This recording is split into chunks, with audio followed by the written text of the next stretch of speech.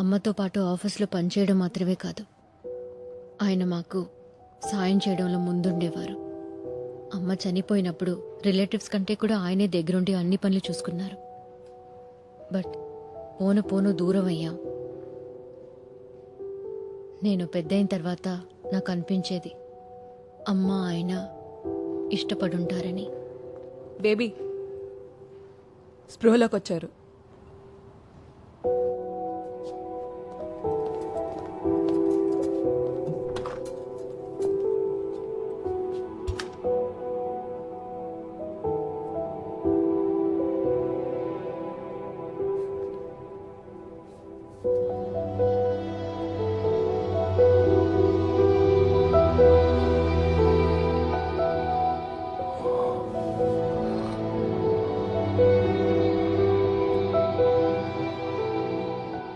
నీ కొడుక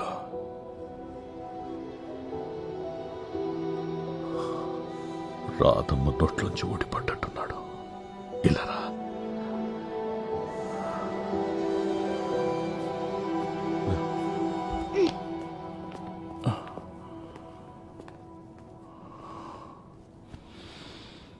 నేను డాక్టర్ శాలిని. షర్మిల తన చిన్న వయసులో నిద్రలో ఉన్నప్పుడు మీరు చెప్పిన కొన్ని విషయాలు సంఘటనల గురించి నేను మిమ్మల్ని కొన్ని క్వశ్చన్స్ అడగాలి అంకుల్.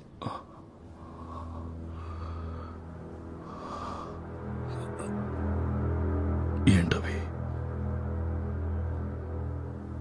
అంకుల్ నేను చెప్పేది జాగ్రత్తగా వినండి. ఇది చాలా సీరియస్ ఇష్యూ. షర్మిల తన చిన్న వయసు అప్పుడు విన్న విషయాలన్నీ తన సబ్ కాన్షియస్ మైండ్లో ఎక్కడో డీప్గా ఉండిపోయాయి. అవి 30 సంవత్సరాల ముందు జరిగిన కొన్ని మర్డర్స్ గురించి. షర్మిల నిద్రలో అవన్నీ కథల్లా చెప్తే షర్మిల కొడుకు వాటిని పుస్తకాల్లో రాస్తున్నాడు. మీరు చేసిన హత్యల ఇన్ఫర్మేషన్ మొత్తం మా దగ్గర ఉంది.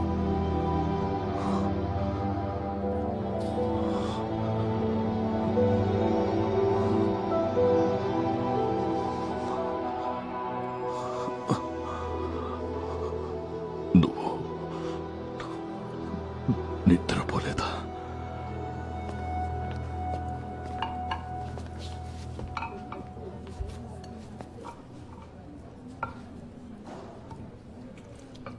ఆ ముసలి తాత ఎవరు? కథలు చెప్తుంటాడు నీలాగా.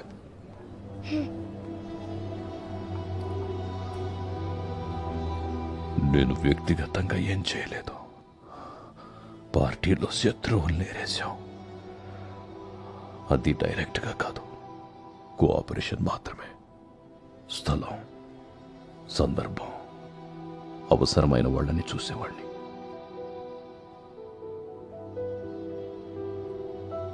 యూనియన్ లీడర్ని, ఏదో సాధించాలన్న తపన, కుర్రతనం, ఏం చేయడానికైనా వెనుకాడలేదు.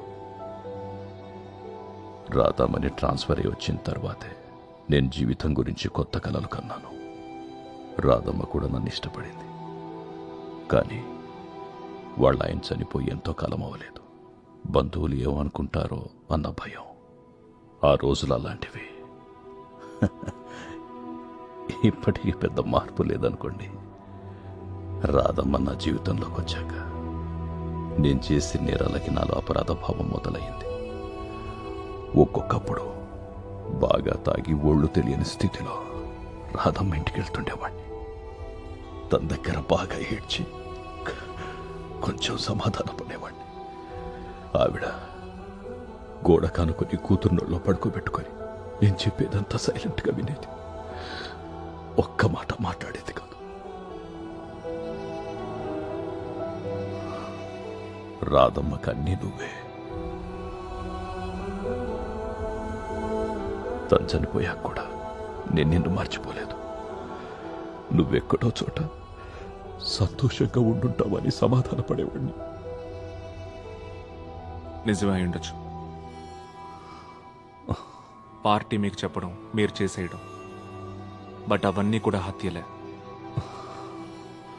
మీరు ఉదయాన్నే డిశ్చార్జ్ అయ్యాక పోలీసులు అరెస్ట్ చేస్తారు.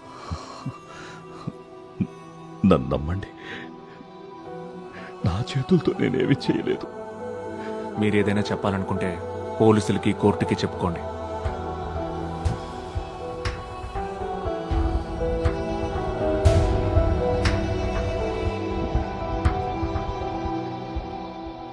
నా బ్యాగ్ పట్టుకోండి అంకల్. అంత బరువు ఉందా బ్యాగ్?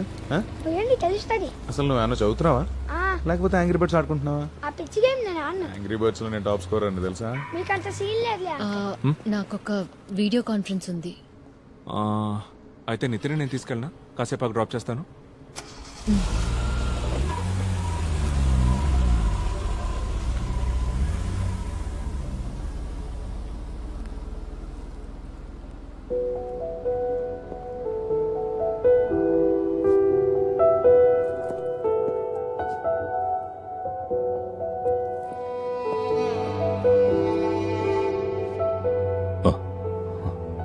మిమ్మల్ని బస్ స్టాండ్ లో వదిలిపెడతాను. ఇంకా ఎక్కువసేపు ఇక్కడ ఉండొద్దు. మరి పోలీసులు? ఇప్పటికి ఇంకా వాళ్ళకి తెలియదు. వాళ్ళు వచ్చేలోపు ఇక్కడి నుంచి వెళ్ళిపోండి.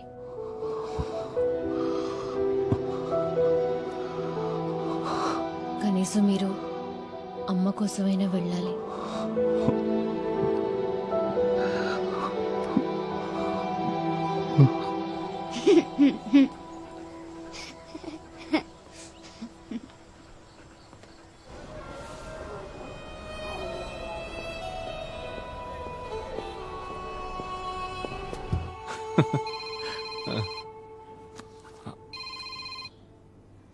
హలో, వద్దు.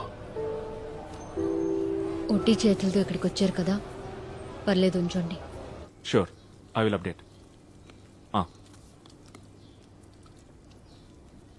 ఆయన హాస్పిటల్ నుంచి వెళ్ళిపోయాడు. సెలైన్ మార్చడానికి వెళ్ళేసరికి అక్కడ లేడంట. వదిలేరా, ఈ వయసులో ఆయన పోలీసులు పట్టించడం అవసరం ఉంటావా? అయినా అవన్నీ నువ్వెలా ప్రూవ్ చేయగలవు? రే, ఆయనతో ఇవన్నీ చేయించిన పెద్ద మనుషులు ఇప్పుడు ఏ పొజిషన్లో ఉండుంటారో ఊహించుకో. ఈ మ్యాటర్ వాళ్ళ దాకా వెళ్ళిందనుకో, ఆయన్ని వదలరు, నిన్ను వదలరు, నన్ను వదలరు. రేపో మాపో పోయే ముసలాడు గురించి ఎందుకురా మనకి ఇదంతా? చూడాలి. ఏ ఆడుకుందామా?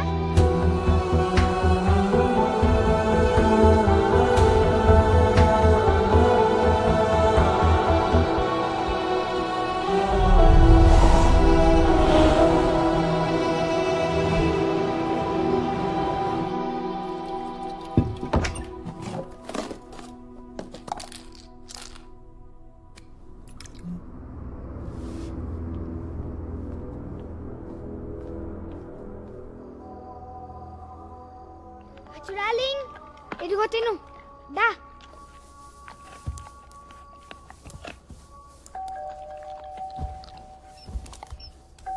లేవు. ఆ హాస్పిటల్లో ఇందాక ముసలైన రాధమ్మ అని చెప్పాడు కదా, అది ఎవరు? అమ్మమ్మ అవుతుంది నీకు ఆవిడ.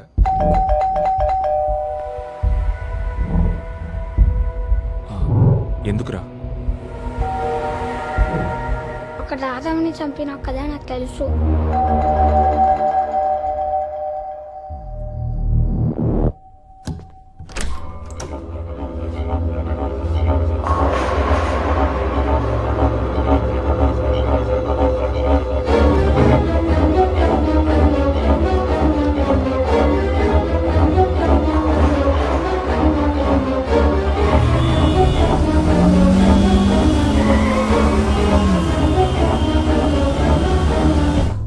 ఇక హత్య రాజకీయాలను వదిలేసి వచ్చేయమని రాధమ్మ నన్ను ఒత్తిడి చేసింది.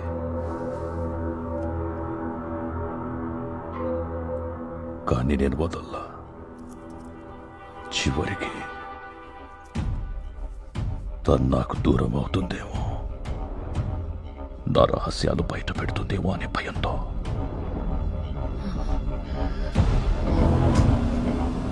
రాధమ్మని శవం ఊబిలోకి జారిపోతుంటే నా కళ్ళల్లోకి చూస్తూ ప్రాణాలు వదిలేసింది.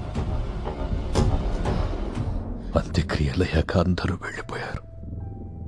రాధమ్మ రూమ్లో నువ్వు ఏడ్చి ఏడ్చి అలసి నిద్రపోయావు. నిన్ను చూసి మనసు బద్దలయ్యింది. రాధమ్మకు చెప్పినట్టుగానే నీ కాళ్ళ దగ్గర కూర్చొని ఎలా చంపానో చెప్పాను. అదే నేను చేసిన పొరపాటు. నన్ను నమ్ము, నా చేతులతో నేనేం చేయలేదు. అమ్మని నువ్వేం చేసింది మర్చిపోకుండా ఉండడం కోసం నా మనసు నువ్వు చేసిన మర్డర్స్ అన్నీ గుర్తుంచుకుంది. అమ్మ ఆస్తమా రోగ అయి ఉండడం, నీ రాజకీయ పలుకుబడి అన్నీ సులభమయ్యే కదా.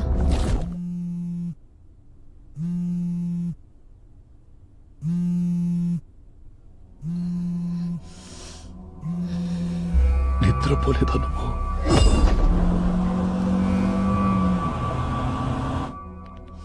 రాధమ్మకు చెప్పినట్టుగానే నీ కాళ్ళ దగ్గర కూర్చొని ఎలా చంపానో చెప్పాను. నీ కొడుక్కి కూడా ఈ కథలన్నీ తెలుసని ఆ డాక్టర్ చెప్పిందిగా.